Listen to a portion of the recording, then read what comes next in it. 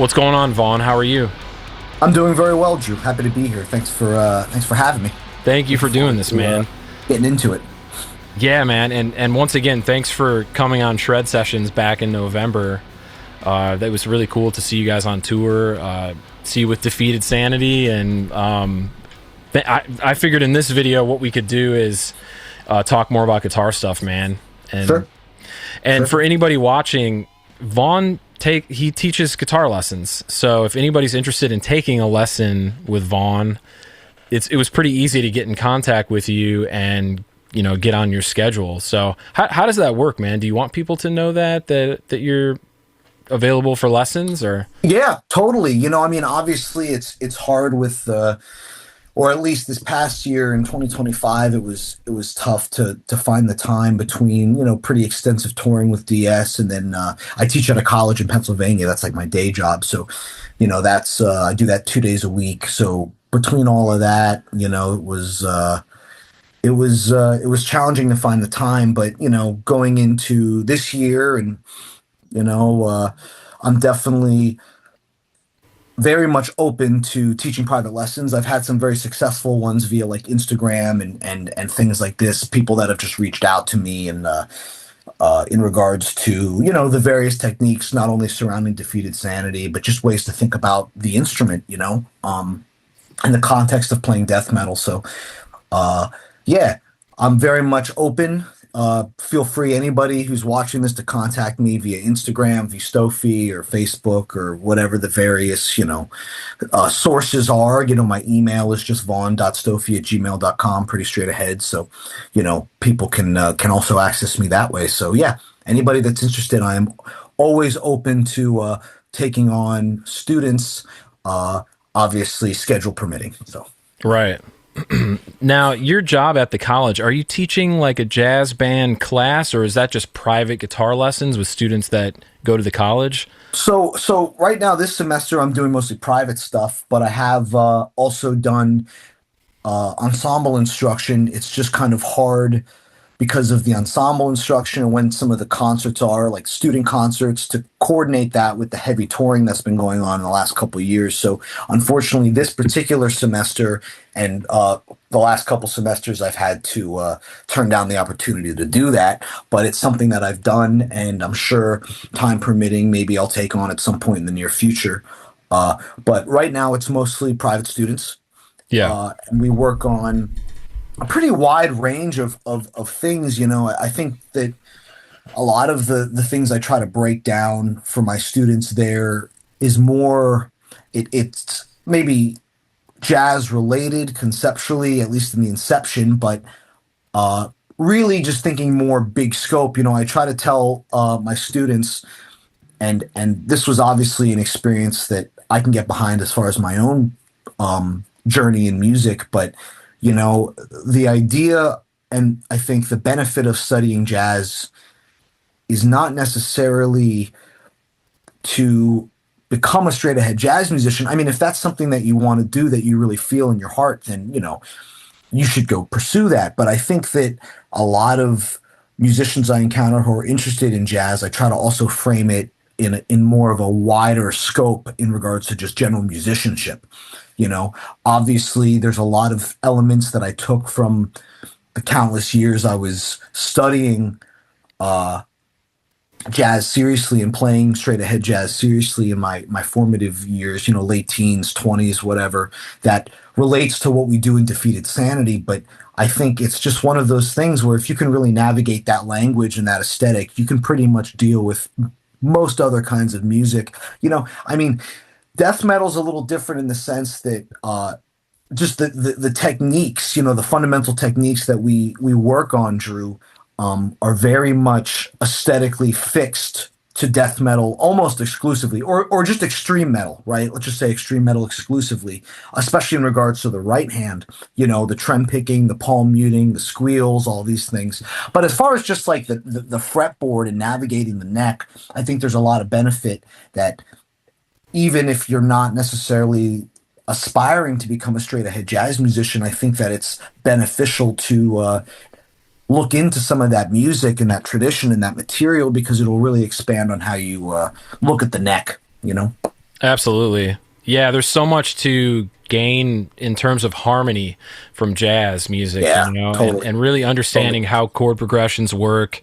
Of course, the chord voicings that you get from it. And then, if you want to, I think if you really want to learn to express yourself with the guitar, you should learn how to play changes, and the Yeah, jazz art I agree. form I agree. teaches you to do that. It teaches you to play solos and then comp, right, and listen to Yeah. other people's solos while you're improvising chords, and that's something that I'm very grateful to have studied some of that. And you've gone a little bit, well, not a little bit, but quite a bit deeper into the jazz world than I ever did. And I want to get into, talking about you had a quartet and you had Dave Liebman on saxophone playing with you, and a couple other guys who were just fantastic. Your rhythm section was awesome. I was very fortunate to Yeah. have the opportunity to be around a lot of really heavy jazz musicians when I was a teenager. Where I grew up in Pennsylvania, wasn't that too far from the Pocono Mountains, and a really important club. It's actually the longest standing, continuously open jazz club in the country. A place called the Deerhead Inn was home to a really vibrant, straight ahead jazz scene. And Dave Lehman was living up there. And really, I can say that I had two real formative mentors that even now I think about in regards to what I'm doing. I think just um, both musically, like objective musical information, and then also conceptually, I would say these particular individuals had a profound impact on even how I think about music now. Dave Lehman being one of them, and then the other was Pat Martino. Rest Wow. in peace. Pat Martino was an immense influence on me, and even in that period of time when I was playing straight ahead jazz, just in regards to how I thought about articulation, how I thought about my sound, how I thought about my placement of time. Pat Martino was an inevitable influence because of my admiration for him when I was younger, and then having the opportunity to study with him as seriously excuse me, as seriously as I did in my formative teens and into my 20s. That really had a profound impact on how I think about both sides of the instrument. I Yeah. guess to relate it back to metal, definitely more in regards to the left hand, things that I navigate in the left. But yeah, I was very fortunate to have both of those seminal, titans of that kind of music in my life when I was young. And like I said, I don't think I would really be in the position I am with Defeated without both of those individuals. And on the Liebman side, I would say Dave's whole kind of concept of the chromatic harmony thing, kind of like the post Miles Davis, post Coltrane meets 20th century classical harmony, atonality, uh, are definitely all of the aforementioned elements have a place in Defeated Sanity more than a lot of other contemporary death metal bands. So, even in regards to the music we're playing now, be it Lille and his interest in 12-tone music and atonality and dense harmony, that was something that I was really immersed in my formative teens and early 20s through Liebman and the countless years that I spent with him, Yeah. Wow, man. Yeah, that's incredible So that you lucky. studied with those guys. I mean, Yeah, I'm those are blessed, man. So blessed. two So blessed. giants. A good friend of mine named Adam Griffith, who's actually from your neck of the woods in Pennsylvania. I believe he Right on. took some lessons with Pat Martino back in the day, and Adam is one of the best jazz guitar players that I've known here in Nashville. He studied with a guy named Shane Roberts too for Okay. many years, as did I. And I think that the big takeaway, man, is just the discipline that's required for like submitting yourself to what's required in playing the jazz art form. And there's a similar thing with this type of death metal that's present. If you want to play Defeated Sanity songs, you have to submit yourself to what is happening in the music and Oh like yeah. the level of difficulty, right? So what I was going to suggest, Vaughn, that we do is like I've been working on accelerating the rot from the Yeah. newest record. Yeah. I'd be more than happy. Banger. Yeah, man, it's a banger. Ripper. Ripper. And what I was going to do is play it for you so you can kind of Please. see where I'm Yeah, at please. with it. Sure. And then people watching, it's only 3 minutes, but I'll do my best to play with the song. And then I have several questions on some of the specific parts in the tune Sure. that just relate to anybody that's interested in death metal and this style of guitar. We'll have Vaughn kind of unpack some of the stuff that's happening. So, Great. so Looking forward to hearing you rip it, dude. I'm gonna play along actually with Guitar Pro, which is easier in my opinion than playing with a recording. So that's where I'm at with the song currently. That's fine. Yeah. Is I work with Guitar Pro for a while because I can Sure. control the tempo, and then Yeah. the next phase of learning the tune is actually playing with the recording. So One thing I'll say just to support you on that, Drew, just for everybody to know, I mean, I'm in the same boat when it comes to learning older Defeated Sanity material, be it like, I don't want to give away too much to the fans or people watching who are going to be coming and seeing us over the next, tour cycles or whatever. But, when we bring back older material, I'll start with the Guitar Pro and yeah, like 85%, whatever. And, it's really important to note, just for everybody watching, the importance. It might feel counterintuitive given the velocity that death metal in a general sense, tends to be synonymous with just playing like fast and sick shit. But I even find with students I've had in the past, both who contact me about Defeated Sanity independently, or even my students at the college, stressing the importance of practicing things slow, yeah.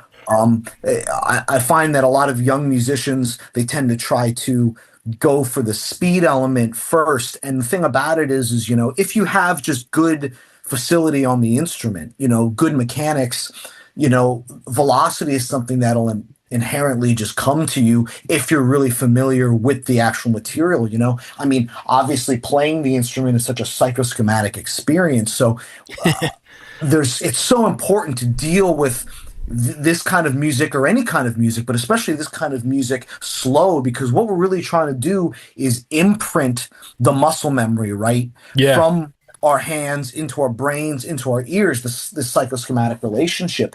And I think basically your process, Drew, is very spot on with even my own. So for anybody watching, don't be afraid to practice slow. I mean, Lila and I talk about that all the time. If there's something that he's hearing that I might not be navigating in the way he wants, we'll be like, hey, slow it down. Let's try to look at this particular line or a particular, rhythmic situation slow, so you can really get inside of the shit. And then once it's truly internalized, the velocity isn't really as much of an issue, So yeah, I totally am in agreement with that, Drew. That's the way to go about it, my bro. Sick, man. Sick, dude. All right, well, here I go. Let's rip it. I'm gonna go for it. You guys will Go just for hear it. my guitar. You probably won't hear the click or anything, but here we go.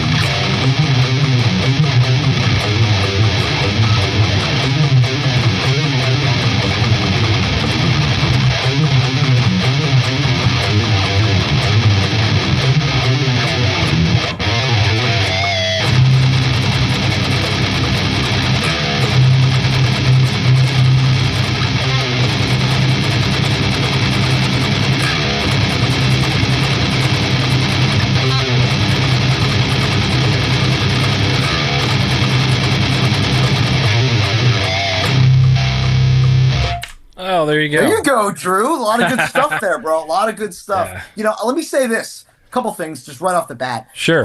First of all, we don't see a lot of covers, period. Oh, You know cool. what I mean? Obviously, shout out to Kevin Heidrich for being an absolute freakazoid. He's a little different of a story, but especially with the Chronicles of Lunacy material, there haven't really been a lot of, at least not that have come across my desk that I've seen. A and B, especially, the fact that you're doing it in real time, that alone is huge. You know what I mean? I just before we get into the nitty gritty of this, uh, obviously we live in an age with people online and videos where you never really know what's real and what's not. So I mean, just to see you in real time play it, that's impressive in of itself. So kudos to you, Yeah. Drew. Very Well, sick, bro. dude, thank you. That's very kind. I don't want to Yeah. make this whole thing about me and what I can do on the guitar. Well, no, I It, mean you that's know, we're it, just that's what but we're here to do. That's what we're here to but do. yeah, I mean, I've been working on that one for probably 3 weeks. Like I worked on it a lot and then I like stopped. And then more recently, it's actually starting to be this cohesive thing that I can put together. And Yeah. man, some of those sections, like we'll get into it in a second, but Yeah. some of those sections, it just took me even maybe 20 to 30 minutes to learn like 4 bars, for Yeah. some of the more Of difficult, course. where you're just Of kind of course. staring at the screen like, oh my gosh, how do I? Some of it is very perplexing with how you might finger some of those power chords, and I want to get into that. But my Sure. first question for you, man, is just tips on pinch harmonics. How do you kind of ensure that they happen every time? Well, I mean, honestly, like I am not by any means a master squealer. Kind of in reference to what we were talking about earlier, you know, there as much as I kind of came into death metal and came into the Defeated Sanity situation with as far as my background, squeals especially, it's one of those things that is so indicative to brutal death metal, to extreme metal, thrash, whatever. And it was something that, I really had to work on and am still working on very militantly. Lilith still gets on my ass, Lord knows, all the time about certain things that he's hearing, and that's his job. He's as much of a mentor as he is a band leader, as he is a brother, you know what I mean? And obviously it's his music, a lot of it. So he's a natural reference. I think the thing with squealing, uh, that I've kind of really within the last, I think, year and a half, I've started to kind of unpack on the guitar is just knowing on the string in particular where those squeals are, like the Yeah, spectrum of the string, like and yeah, this will kind of I think be a good segue into maybe the first thing that I was hearing that we could examine. yeah, Let me say this, Drew, the tech parts that you were playing for the most part were pretty spot on. Obviously, 3 weeks is different than, I mean, I've been playing this music for like almost 2 years, three yeah, years. When I first joined the band and Lille kind of propositioned me with the notion of us working together, he actually gave me some of the new material first. And so I've been sitting with this music for at least some of the Chronicles of Lunacy material since as long as I've been in the band. So um, that all being said, I was very impressed with just your ability to deliver some of the more technical linear things. But yes, the squeals are integral. And before I get into accelerating the rot, the thing that I still try to do, and I'll do this in line check or sound check, uh, is just kind of like work on making sure that that particular night I'm comfortable with where my squeals are. Like if I just do it on the low C string, like if I just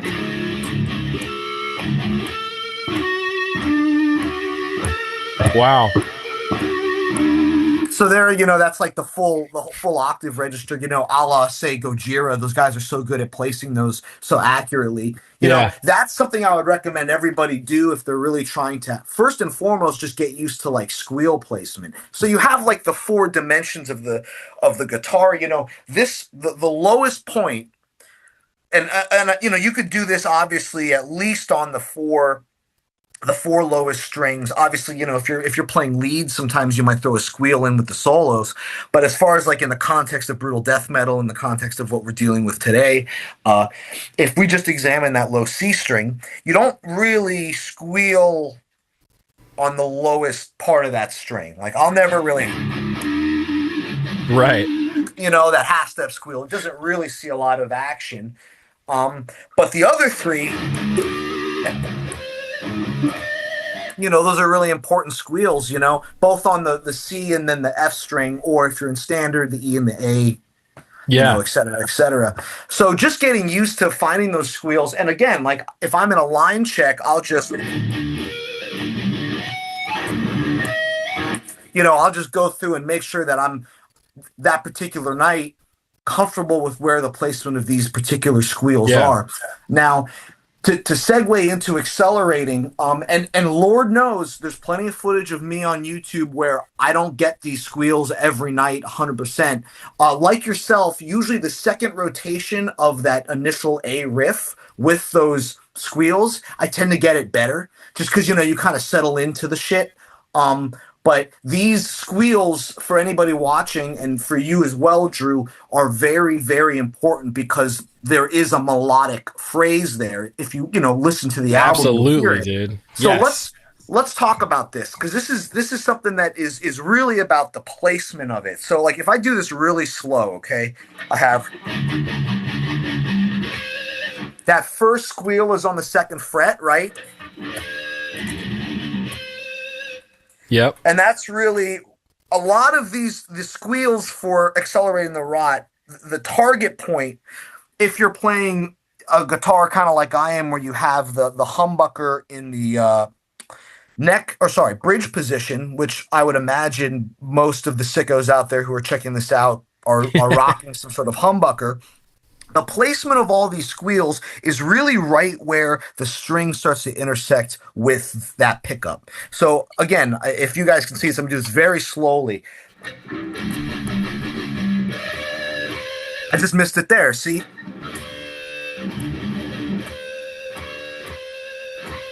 That's the pitch we want right there.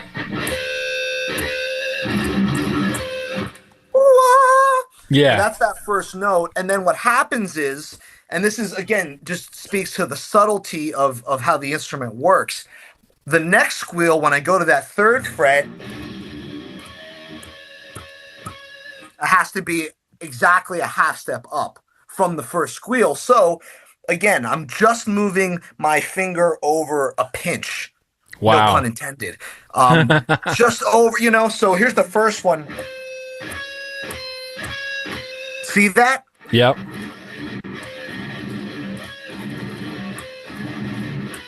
And then that fourth squeal, right? Because it's 2, 3, 2, 1. That fourth squeal, when I go to the first fret, it's the same concept, but now I'm coming very much slightly down. And again, it's a very minute motion. It's hard to quantify. It's something that you have to, anybody, who's checking this out who wants to get into this, I would recommend you do it as well, Drew. I still Yeah. practice this, just working on, isolate these squeals and just find out where they are.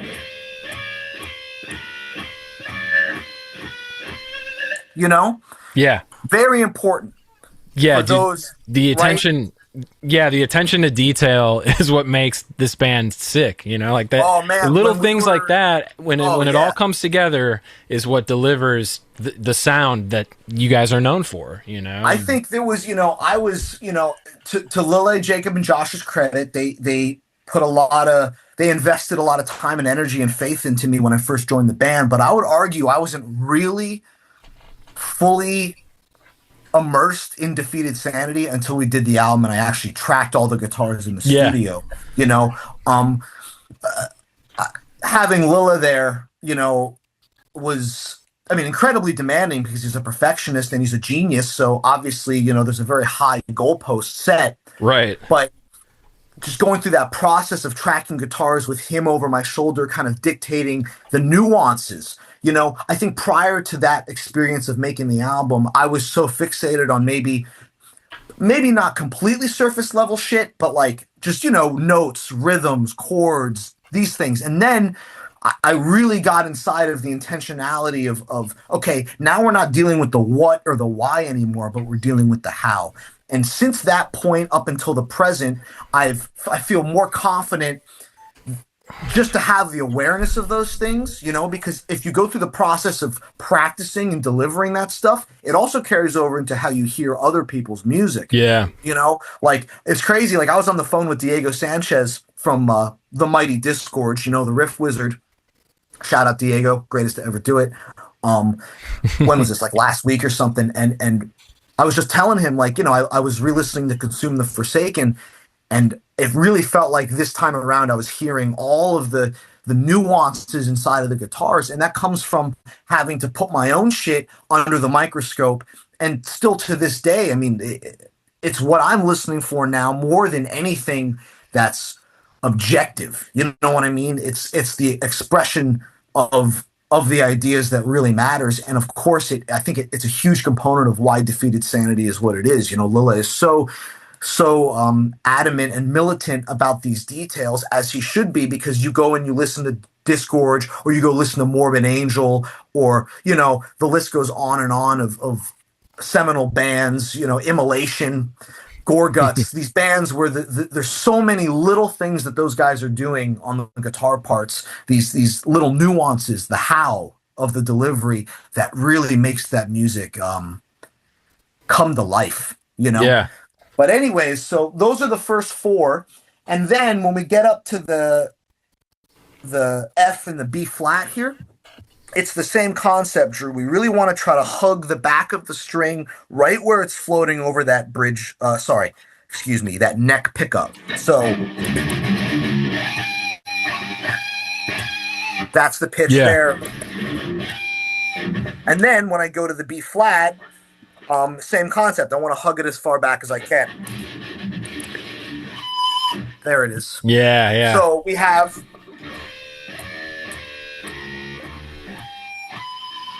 Right. There's a melody there. There's right? a melody there. Yeah, there's a melody there. And to your point earlier, man, sorry to cut you off, Vaughn. No, totally. There's another all over the place. Too, no, I love it, man. Like you're sharing so much. Yeah, dude.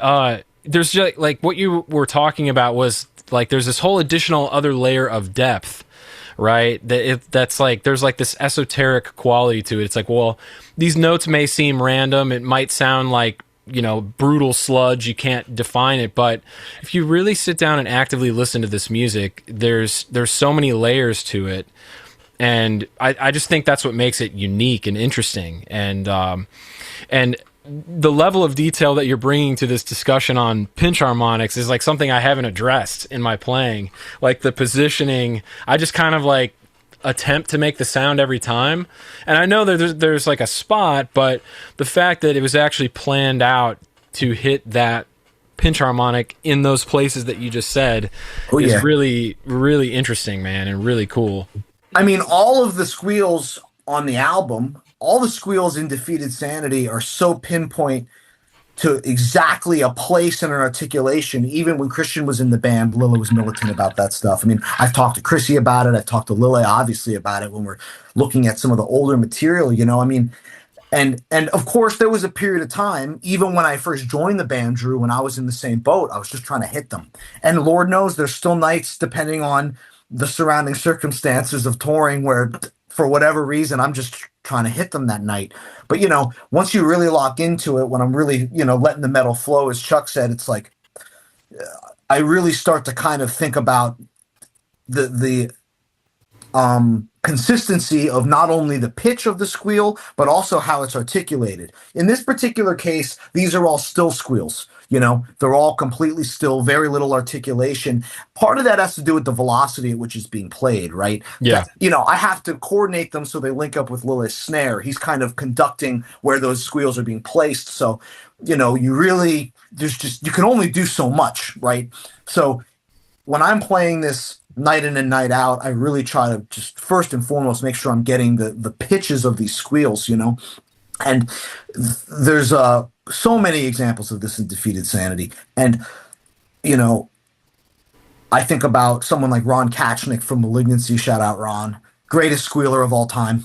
Anybody who's not familiar with Malignancy, I mean, they might be my favorite, the band. Them and Sick. Car Bomb are my favorite bands, Yeah. for totally different reasons. But, Ronnie's one of those guys. I mean, I've seen Malignancy live probably more than any other death metal band just because of my relationship with those guys living here in New York and stuff. And I mean, Ronnie, his squeal quota is 100%. That guy's a master at it. And there are, obviously Ciccio Pedridity, another titan of the squeals, or even someone like Blue from Dysentery. I went and saw them last weekend, and his squeal game was elite That's exciting. consistency, That's cool. elite consistency. And I think for me, part of it is because I'm aspiring to have that level of consistency and control over my squeals. That shit almost impresses me more live in a guitar player than anything like, technical or flashy. Plenty of guys can sweep, but man, the squeal consistency. Another person we have to mention in this discussion who I think is such an unsung hero of this music is Bob Vinya from Immolation. I mean, Oh, masterful squeals, and as far as how they're placed within the context of his riffs and the writing in Immolation, I mean, there's no one better. So all these aforementioned musicians, obviously Trey and Morbid Angel, of course, Luke LeMay and Gorgus, just how the squeals are incorporated into the riff themselves, right? There's two different kinds of squeals. There's squeals that are compositionally placed, and then there's like accent squeals, right? hmm Things that you kind of just will throw in to kind of just, as Frank Zappa said, put the eyebrows on the shit, just to kind of give it a little oomph. But in this particular case, with this first riff, these are very much intentional squeals. And for anybody that wants to tackle this, it's really important to make sure you try to get that accuracy. So hopefully that breakdown was beneficial for you, Drew. You can kind of see 100%. where that's happening, Yeah. Yeah, that's why we're here, man, to get the details. Speaking of squeals, later on in the song we've got the Oh the yeah, slide, you did a the great slide job with squeal. that one. Yeah. Yeah, what that it's always interesting playing these riffs out of context. You learn and practice this shit so much that your brain thinks of it linearly. But that's what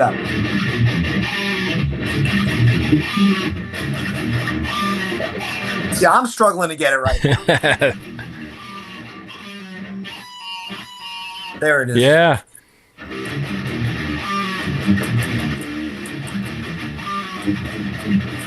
That kind of riff. Yeah. I mean, that's a tough squeal. I guess the placement of that one, I mean, you did a great job with it. It's really right over that middle pickup, right? Like that's where I have it. Yeah, middle.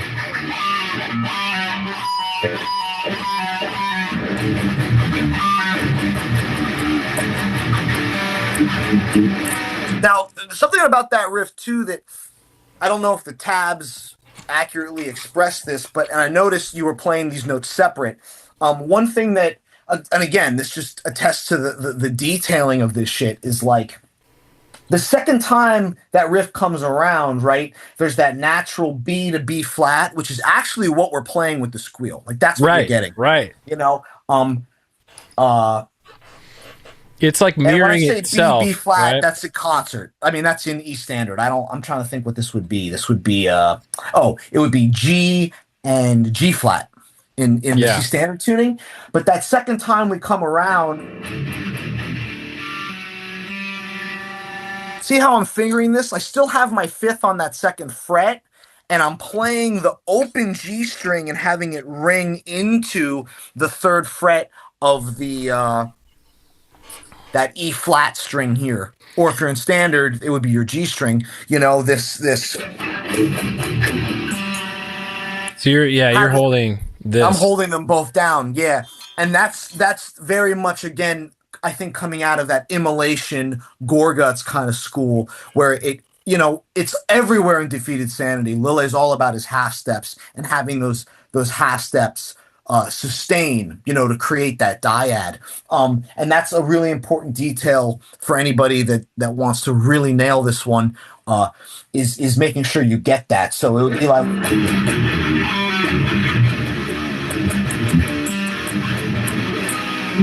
Yeah.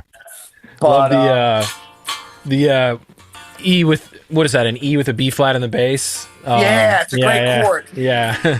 Jazz chord. You know, a funny story about that too. When we were in the studio and I was tracking it, I would play this riff, and every time I would get to that chord, Lila would be like, "Oh, like it sounds too good. It sounds too like clean. Like I need you to Too play it shitty. nice. Like it was too nice." And in the studio, by the time we were like going in and combing through and really getting inside of these details, I was like, "Lila, I don't know what the fuck you're talking about." But he kind of just kept pushing my buttons on it, and eventually I was just so pissed that I was like, "Okay, you want me to play it shitty? I'll play it shitty." And I just like raked over it, and he was like, "That's the one." But I understand it. I think this riff in particular draws a lot of influence from Gorguts, Morbid Angel, and Immolation, especially a chord like that where I think about like Here and After, I think about Close to a World Below, Immolation, those Immolation records. You could even look at maybe Gorguts Obscura. There's moments on Erosion of Sanity that are like this, where it's like when I try to play that chord, I try to play it nasty, rancid, Huh. like not like I try to play it almost like rigid. Oh yeah, I guess it's E flat with a B in the bass, so it's a half Yep, step up. Yeah. yep. Yep. Like that doesn't sound good out of context, but in the context of the song, that really gives it the life. That kind of nuance to isolate a chord like that and be like, oh, okay, like I need to make sure this sounds as rancid as possible. And that's where the texture of the music exists, because obviously playing with high gain, playing with these low tunings, there's not a wide threshold for nuance. So any opportunity, I think, where you can try to implement some nuances is advantageous to how the music comes across. And that in particular, that was a big lesson for me from Lilith. Mm. That was a big lesson in just like, okay, the importance of knowing how to make things sound pristine. And then there's times when you want things to sound kind of dirty, you Yeah. know?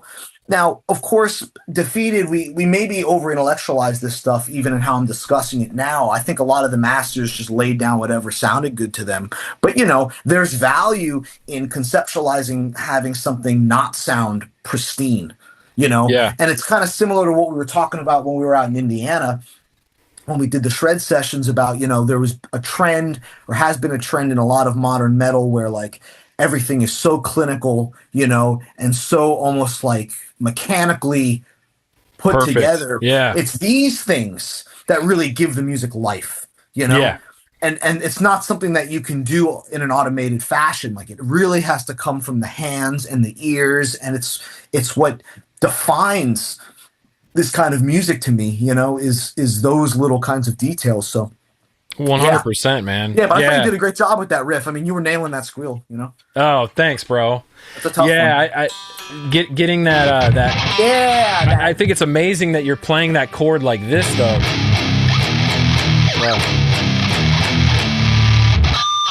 Oh man, Yeah. that's hard. interesting, man. It's hard to like that. Yeah, just to get Yeah. it. Yeah. But again, And that's that Immolation, Gorguts. You hear some of that in Morbid, obviously. Like that's a huge part of I think what makes that riff that riff. And again, it's a very subtle nuance shift. If you think compositionally, the brilliance of that, like it could have the whole riff could have just been. He could have just kept looping that. But to have it be like the kind of the squeal, sometimes I play it clean, sometimes I play it a little dirty, and I like it dirty sometimes too. You know what I mean? Like just having the diversity, even yeah. if you're playing a squeal 4 times in a row, it's nice if you can nuance it every time a little differently. Like I think that gives it life. But yeah, for Lila to recognize that, okay, instead of now having those pitches repeat in that manner, he's come up with a completely different way of articulating those notes. Yeah. Those kinds of subtle details are so important, and I think it's something that maybe younger musicians should try to consider when they're writing too. It's like, how can I repurpose certain melodic or harmonic ideas and maybe have it come across in a different texture, like those Yeah. things. Those are the eyebrows. That's the real That's The the real depth, eyebrows. you know? Hell yeah. Well, on that same topic of playing, playing power chords and with different fingerings, one of the things that I was struck with when I was working on like the, that kind of stuff is that I have to use 2 and 4. Well, I think I have to on that particular part. Like, are you familiar with like the spider chord, like the Megadeth like thing? Yeah, or Yeah. like yeah, like this kind of thing. Like this Yeah. kind of Okay. like that kind of Yeah. thing. Well, what I was talking about was more like, instead of going like this, you could do. Oh yeah, I don't do none of that, man. I Okay, don't do. okay. I'm 1 and 4. I'm 1 and 4. You know, That's like kind of I sick can. though. I like that. Yeah, a la Cerrito, Terrence Hobbs. You know, like watching those guys do it.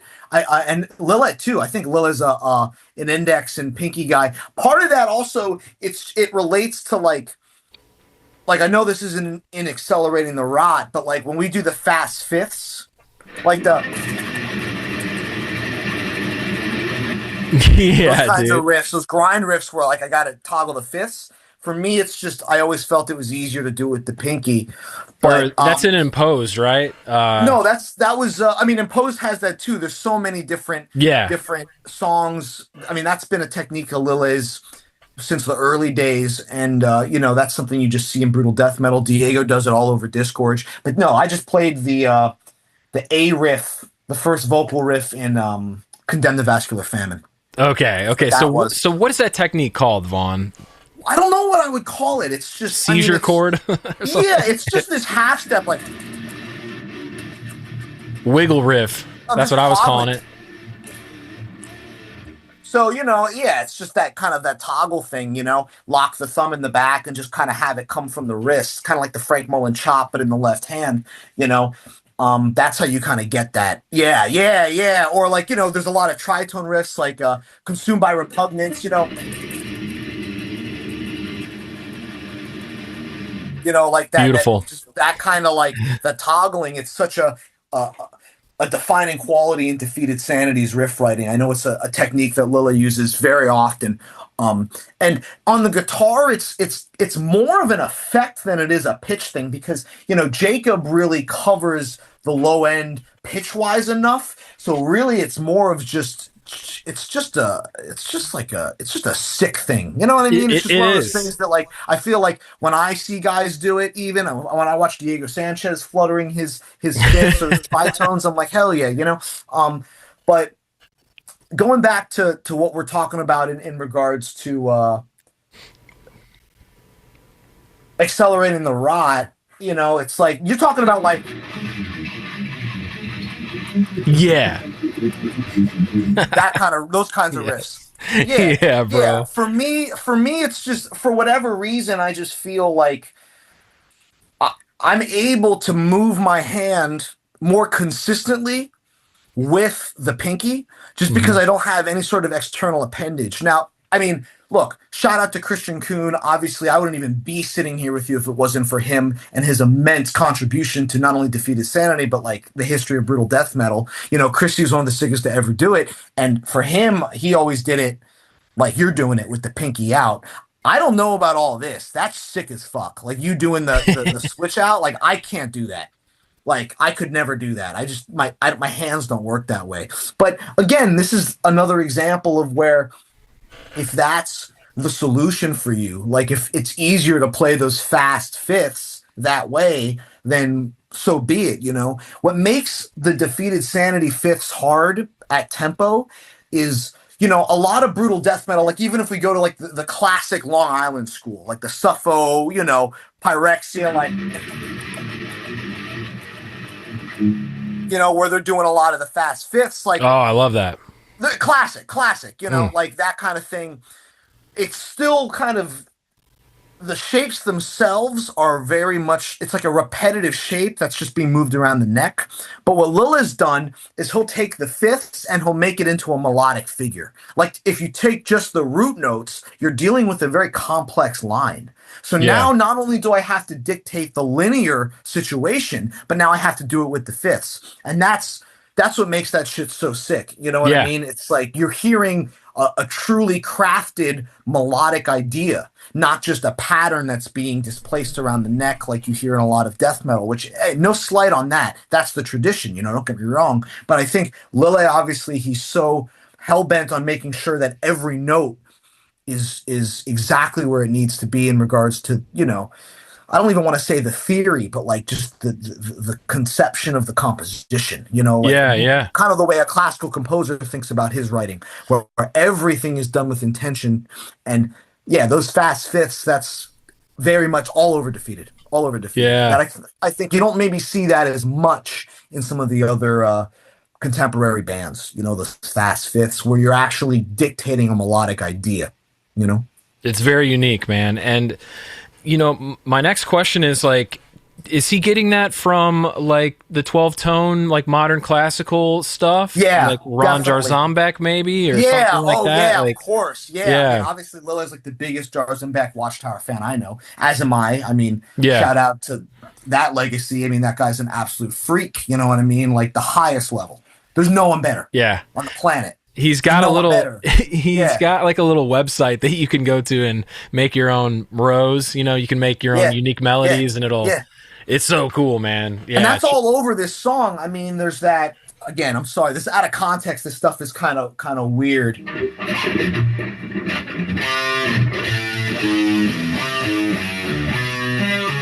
Yeah. Right, there's that. Oh, fuck, sorry.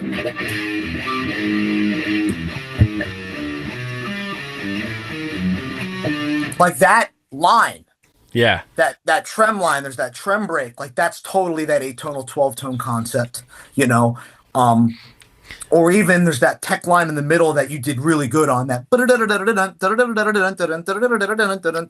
Oh, man, Which thanks. you can see the shape actually relates. Like that's the brilliance of how Lilla writes. He'll take motives and he'll repurpose them and reintroduce them in different parts of the song, But yeah, that stuff is all over Defeated Sanity. I mean, Yeah. even things that him and I have put together, on the new album, like there were moments when him and I, like extrinsically enraged, we started out writing a 12 tone row and like the intro riff to that song, and then we decided, well, we don't really need all these notes, so we made it we call it, it's like a 10 tone row, so it's not Hey, truly that's in enough in a notes. Schoenberg sense, it's not truly, serial, like it wouldn't fit into the dogma of 12 tone writing. But again, whatever it takes, we still came up with a really nice angular line and something that is dealing with, 10 of the 12 pitches in the chromatic scale.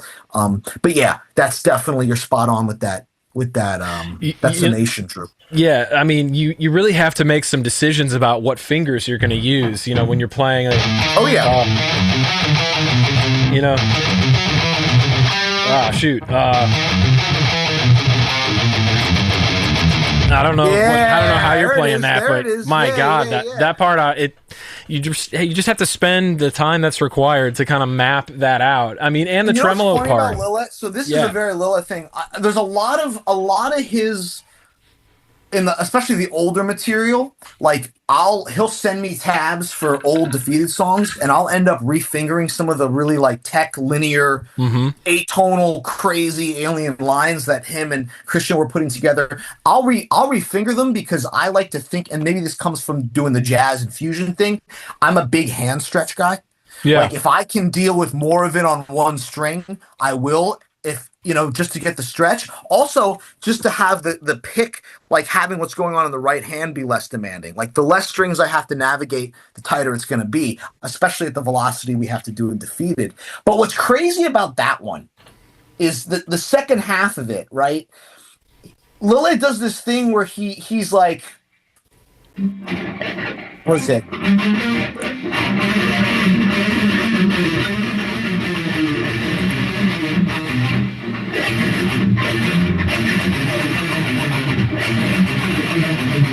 Sorry, it's again out of context of stuff No kind of worries, interesting. bro. But so there's the first half, right? And then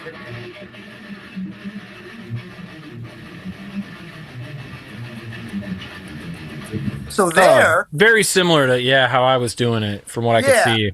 But what's crazy is Lille will have these notes double. He'll like have the E repeat, the B flat repeat, or I guess in C it would be the C and the F sharp. But like how this is being fingered, this is something that he intentionally wants this way because of how it looks. Like it Wow, looks crazier than it is because he's having the notes double across the string set. fascinating. See that? Like I'm playing this like that B flat, or it would be B flat in E standard. I guess here it would be an F. Or yeah, it would be An F sharp maybe F because it's sharp. Yeah, F sharp. because That down. F sharp, he could have just had me play it twice on the F string. Yeah, But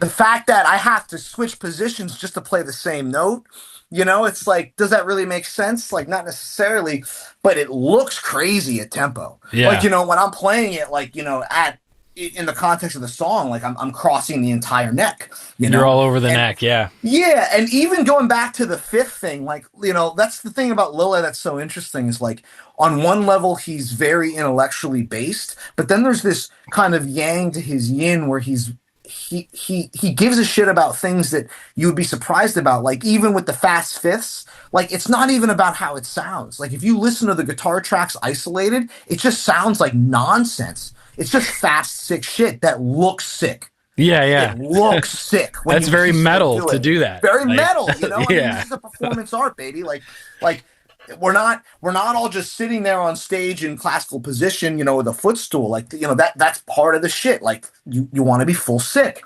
And that's an example, I think, where Lille intentionally wanted it to look more deceptively snaky than it is. And it also is really nice when you're crossing the strings like that, diagonally. When I finally arrive at that C sharp chord, it's like that.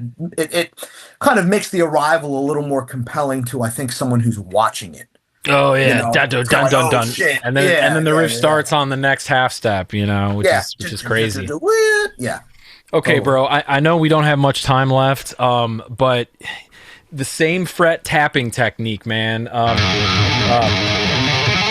Like I'm really having a hard time with that. That's a tough one. That's a tough How do one. you just maybe briefly share with everybody how you approach that? Because that if you watch a playthrough of this song, that's the thing that people ask the most about is that Yeah. technique. Yeah, So, I mean, the thing about it is I think,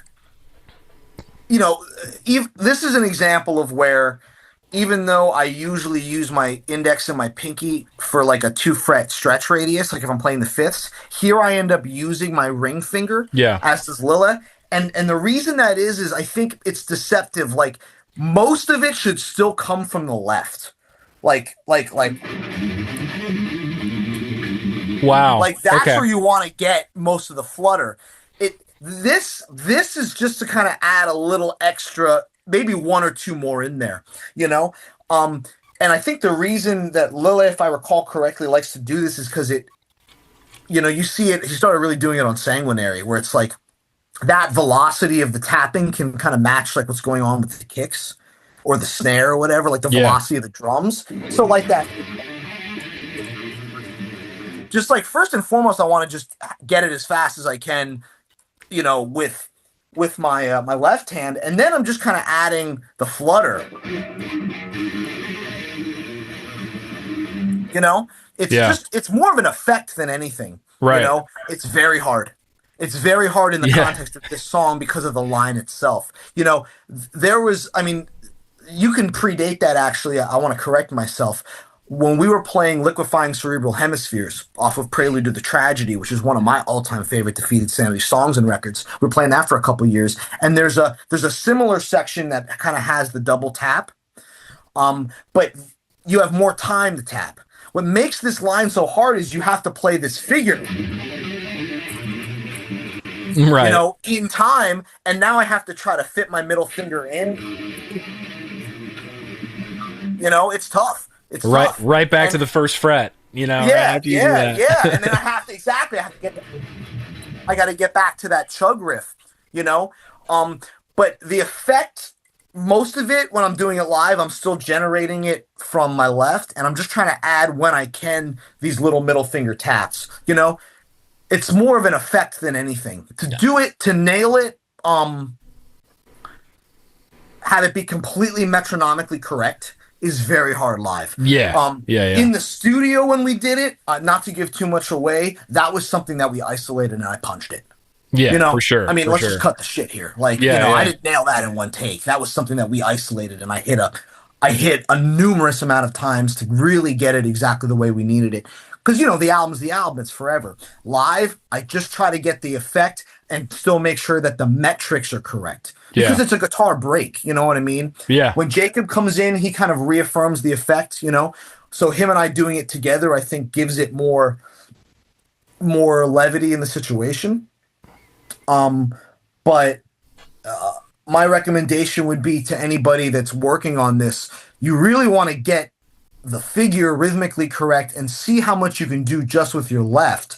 And then you have to throw in the right just to kind of reinforce the speed. The thing too is, and I don't always do this live because, live, it's a war zone up there, but like, I try to kind of get my forearm down a little bit, or really my wrist rather. Yeah, my wrist and my forearm down on these bottom strings to kind of mute it, to try to get the mute. Crazy, Lil is man. a master at it. It's like, again, there's so many isms, or even like and you did a great job with this, the quintuplets, The fives, man. like God that's dang it. such a Lil, that's such those legato quintuplets, like even in Consumed by Repugnance in the beginning, there's that like,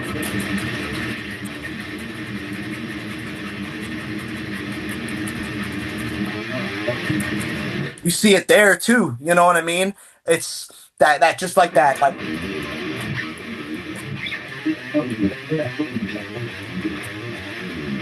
like that's such a Lila-ism in the same way that the tapping is, those are things that are so specific to his writing style, a musical device that you see in all kinds of Defeated Sanity songs. Here, he just took it to an extreme. Now, one thing I did notice that I want to pinpoint, though, the Yeah. last time you do it, Drew, you want to try to get these half squeals. So at the end, right, when it comes back,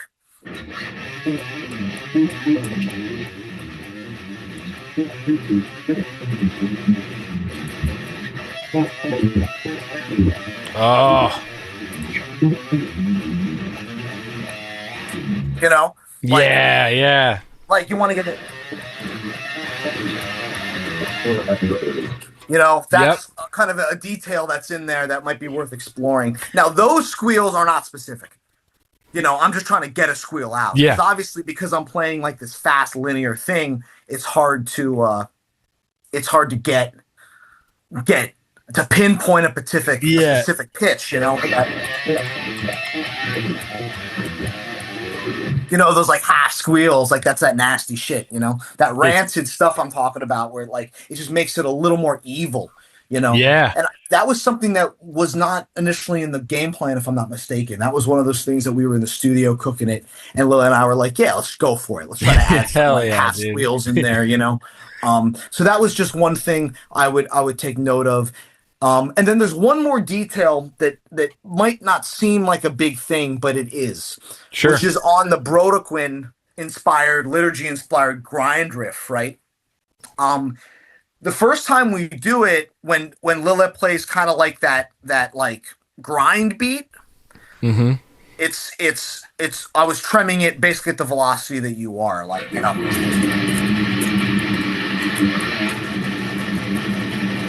But then the second time, it's twice as fast. Oh my God.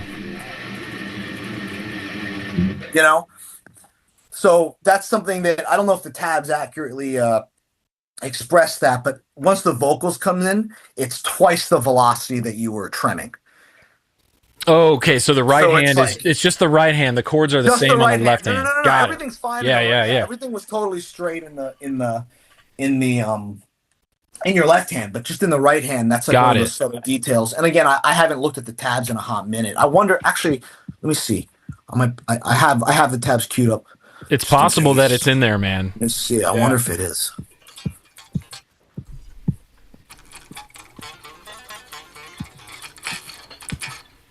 No, it's not. That's not even in the tab. But yeah, that first rotation, it's we did it at half speed, just to kind of have it match what's going on in the drums and have it be a little more like grindy and less BDM, you know. Um, but that's one of those details. Like if you watch videos of us playing it and you see the like any footage of me playing the guitar on that riff, you'll see that the first time we play it when he's playing that like skank beat kind of like gore grind thing, like I'm just doing it at half the speed. And then when we start blasting, that's when you got to get into that Mike Yeah. Bailey, G. Brodequin thing and just rip it, dude. Just rip it as fast and hard as you can, because again, that's a texture. That's just a texture. Yeah. Hell yeah, dude. That's so sick, man. Yeah. And yeah, I haven't started playing along with the drums yet and with like the track, so I'm gonna add those details in once I start like repping it with that. So that like Yeah, and thank one you thing you'll for find, yeah. Drew, too, is like when you start playing along to the actual backing track, the drums, like the way Lille conducts the metric shifts and the accents from the drums, once you really familiarize yourself with the drum part, it's really going to help with the placement of where some of the metrics are. Like, I mean, Mm. dude, you did a great job. Like, this shit is really hard. Like, okay, like this music is not easy, kids. Like, for anybody watching, like I spend copious hours a day. It's not talent, it's not a gift, it's like just like grind. I spend Yeah. copious hours. The Like guitar even is in your today, hands. yeah, like It's I just gotta fly to Zurich.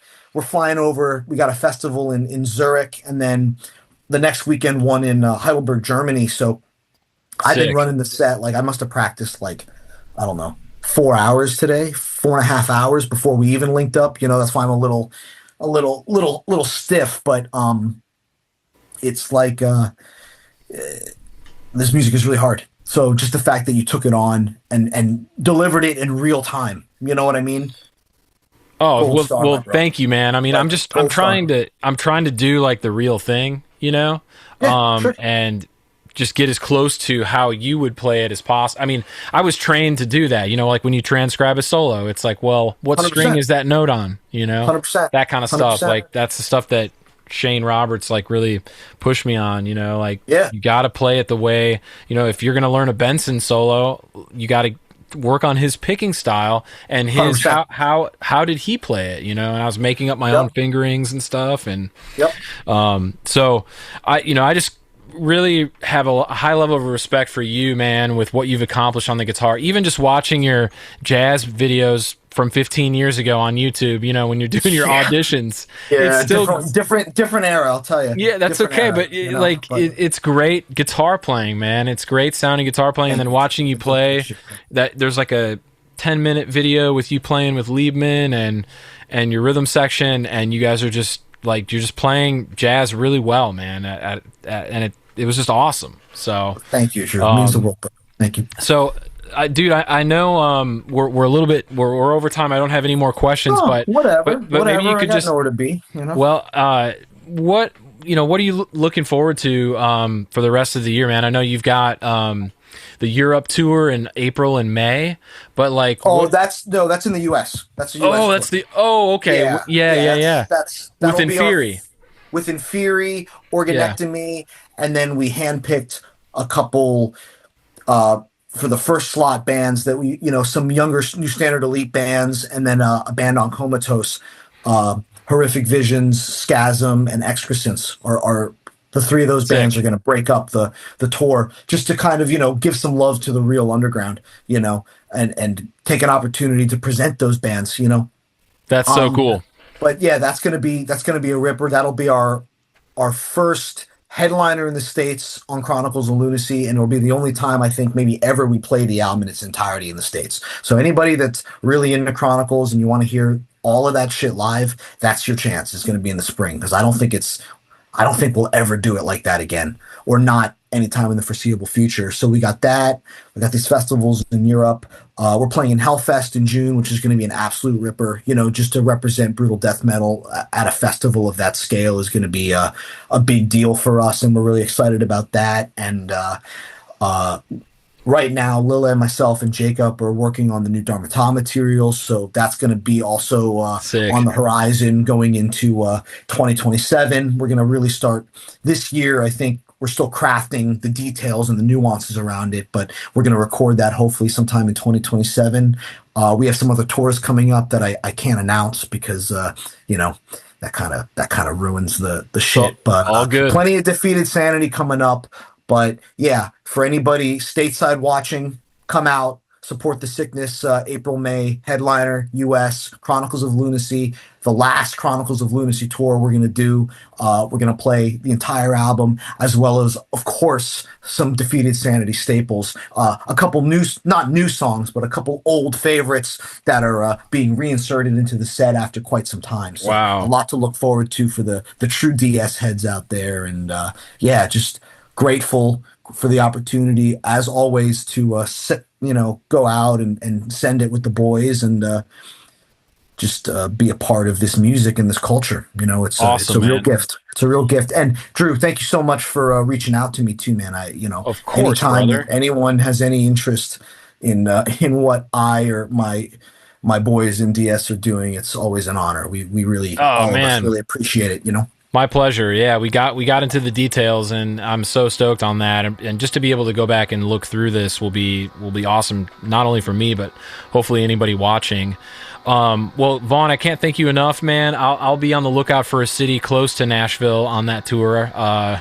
With your headlining tour, I'd love to come and see you guys. Yeah, Hopefully, I yeah. don't have the dates in front of me right now, but I'm pretty sure that we're actually going to be in that part of the country. Sick. If it's Yeah, Atlanta or Indy, like I'll make it yeah, happen, man. yeah, So yeah. sick. I'm pretty sure we're back in that part of the country. So please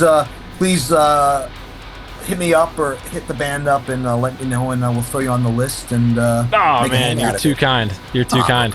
look, we're all bros out here. We're all just trying to do the same thing, you know. Awesome. Well, I hope everybody enjoyed their guitar lesson with Vaughn Stoffey. So thank you for being here. Peace.